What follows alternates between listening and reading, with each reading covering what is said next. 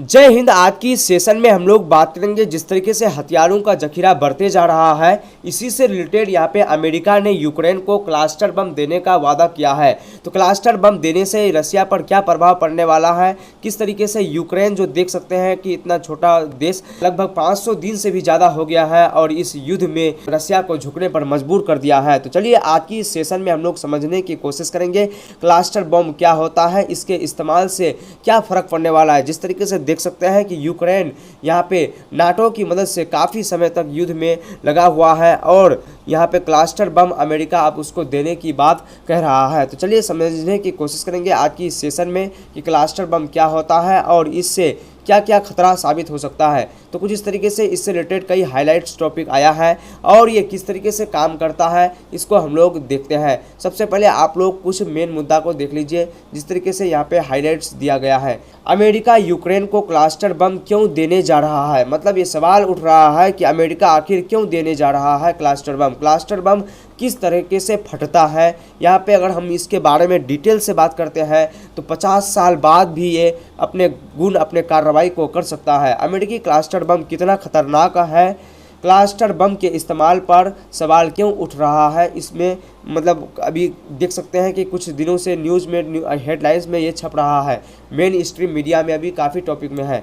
Ukraine को cluster bomb देने पर बाइडेन ने क्या कहा, मतलब वो क्या कहा है उसको भी हम लोग देखते हैं क्योंकि ये जो यूएस प्रेसिडेंट है बाइडेन वर्तमान में अभी वही है। क्लस्टर बम पर यूक्रेन और रूस ने क्या कहा है, यूक्रेन और रूस ने क्या कहा है उसको हम लोग देखेंगे। क्लस्टर बम क्या होता है, कैसे काम करता है क्लस्टर बम, अमेरिका यूक्रेन को किस तरीके के क्लस्टर बम देना चाहता है, मतलब अमेरिका जो देना चाहता है उसको घातक क्लस्टर बम देना चाहता है या जो लोकल है उसी को देना चाहता है। क्लस्टर बम के इस्तेमाल पर सवाल क्यों, कितने खतरनाक क्लस्टर बम, टेंशन में पुतिन, क्या भारत के पास ये हथियार है, मतलब क्या भारत के पास भी ये हथियार मौजूद है। तो यहाँ पे अगर हम बात करें तो भारत के पास भी ये ऑब्वियसली मौजूद है, भारत भी इसका इस्तेमाल कर सकता है, लेकिन भारत वसुधैव कुटुंब की नीति पर चलता है इसलिए वो कभी आगे होकर इसका इस्तेमाल नहीं करते हैं। रूस और यूक्रेन में 17 महीने से युद्ध चल रहा है। इस युद्ध को लेकर यहाँ पे काफ़ी देश परेशान है कि आखिर ये कब ख़त्म होगा, ये होगा, ये क्या होगा, नहीं होगा, मतलब इससे रिलेटेड है। देखिए क्लस्टर बम के कुछ फुटेज को यहाँ पे शेयर किया गया है। देखिए कुछ इस तरीके से एक क्लस्टर बम वाला एयरप्लेन जा रहा है और ये खुद विस्फोट हो जाता है। देखिए इसमें टाइमिंग सेटिंग होता है, टाइमिंग और 10 AM का होगा तो इस टाइम में जाकर जो फिक्स जगह होगा उस जगह पे जाकर वो वहाँ पे जाकर डिस्ट्रॉय हो जाएगा और वहाँ पे कुछ इस तरीके से देख सकते हैं कि हज़ारों की संख्या में छोटे छोटे बम यहाँ पे निकल जाएंगे। रूस से जंग के बीच अमेरिका ने यूक्रेन को क्लस्टर बम देने का फैसला किया है। 13 अमेरिकी अधिकारियों ने बताया कि यूक्रेन को दिए जाने वाले वेपन पैकेज में क्लस्टर हथियार होंगे, जिनमें देखिए इसका फुटेज कुछ इस तरीके से ये डायरेक्ट किसी मेन पॉइंट में जाएगा और वहाँ पे जाकर ये क्या हो जाएगा, डिस्ट्रॉय हो जाएगा और वहाँ पे जाकर पूरा बिखार देगा। तस्वीर में क्लस्टर बम देखिए छोटे छोटे ये जो दिखाई दे रहे हैं ये क्या है, विस्फोटक है। चलिए इस बम के बारे में डिटेल से जानने से पहले हम इसके स्टेज को समझ लेते हैं कि ये किस तरीके से काम करता है। देखिए कुछ इस तरीके से एक यहाँ पे एयरक्राफ्ट आ रहा है और यहाँ पे पहले हवा में क्लस्टर बम को छोड़ा जाता है। देखिए हवा में क्लस्टर बम को यहाँ पे कुछ इस तरीके से छोड़ता है। क्लस्टर बम यहाँ पे जो ही छोटा देख सकते हैं कुछ इस तरीके से छोड़ रहा है, छोड़ दिया कुछ इस तरीके से छोड़ दिया। उसके बाद यहाँ पे हवा में आ रहा है, हवा में आते आते जो मेन पॉइंट होता है, जो टाइमिंग होता है, वहाँ पे आते आते कुछ इस प्रकार से फट रहा है। इसके अंदर से बहुत सारे छोटे छोटे विस्फोटक रिलीज होते हैं, मतलब छोटे छोटे विस्फोटक इससे आज़ाद होकर रिलीज हो जाते हैं। आगे देखिए टारगेट पर पहुंचने के बाद कई धमाके होते हैं जो बहुत बड़े एरिया पर तबाही लाते हैं, मतलब 3 स्टेप में होता है। सबसे पहले इसको उतारा जाता है, एयरक्राफ्ट से किसी जगह पर मेन पॉइंट पर लाया जाता है, उसके बाद फिर हवा में ये तैरते रहता है, उसके बाद फिर एक अचानक विस्फोट होता है, विस्फोट होने के बाद ज़मीन में गिरते हैं।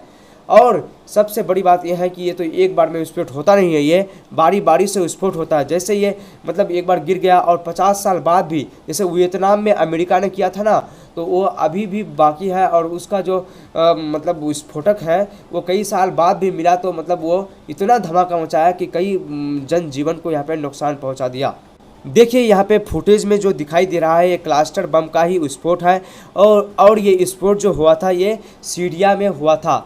सीरिया में जो विस्फोट किया गया था उसी का ये फुटेज यहाँ पे जारी किया गया है। देख सकते हैं ऊपर से किस तरीके से आग का गोला यहाँ पे बरस रहा है। अगर हम क्लस्टर बम के बारे में बात करें तो न्यूक्लियर बम के बारे में तो आप लोग जानते ही होंगे। न्यूक्लियर बम से क्लस्टर बम थोड़ा कम खतरनाक होता है, लेकिन बहुत ही ये खतरनाक होता है। देख सकते हैं किस तरीके से मतलब गाँव देहात कहीं भी यहाँ पे पड़ जाते हैं एकदम। जैसे इसका मकसद होता है मिलिट्री को अटैक करना, लेकिन मिलिट्री के अलावा और भी बहुत चीज़ों को यहाँ पे नुकसान पहुँचा देता है। चलिए आगे अब हम लोग देखते हैं इस बम की कुछ ज़रूरी खासियत को। जिस तरीके से देख सकते हैं कि इसके बारे में बोला जा रहा है कि ये काफ़ी तबाही मचा रहे हैं, मतलब सिविलियन इलाके में। देख सकते हैं कि यहाँ पे हज़ारों की संख्या में इसमें भरा हुआ है और ये कहीं भी जाकर गिरेगा तो वहाँ पे विस्फोट मचा देगा और ये 50 साल बाद भी इसका उतना ही गुणवत्ता होता है। क्लस्टर बम को किसी भी युद्ध में निर्णायक समझा जाता है, मतलब उसको निर्णायक रूप से लिया जाता है। द्वितीय विश्व युद्ध में अमेरिका ने इन बमों का इस्तेमाल करके सनसनी मचा दी थी, मतलब पूरे दुनिया में एक सनसनी मचा दी थी कि क्लस्टर बम हो रहा है, ये हो रहा है, मतलब तबाही मचा दिया था। ऐसे एक बड़े से हथियार में हज़ारों की संख्या में होते हैं।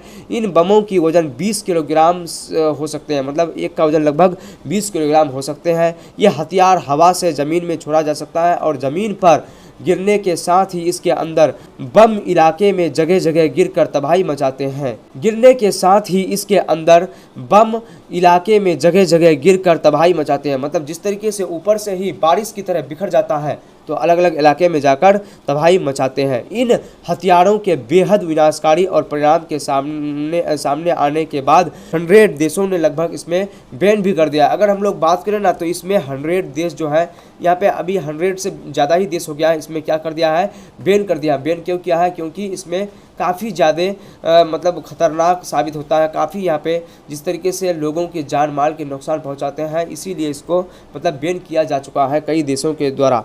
अगर हम लोग भारत में इसकी मौजूद के बारे में बात करें तो भारत के पास M395 क्लस्टर हथियार है, मतलब कुछ इस तरीके से यहाँ पे भारत में क्लस्टर हथियार है और यहाँ पे बैन किया जा चुका है कई देशों के द्वारा। तो आई होप कि आप लोग समझ गए होंगे कि किस तरीके से क्लस्टर बम खतरनाक है और अलग अलग देशों द्वारा इसको जो प्रतिबंध लगाया गया है ये कोई गलत नहीं लगाया गया है, क्योंकि ये जान माल के लिए काफ़ी खतरनाक साबित हो रहा है। तो चलिए फिर मिलते हैं किसी नेक्स्ट सेशन में। Thanks for watching. जय हिंद।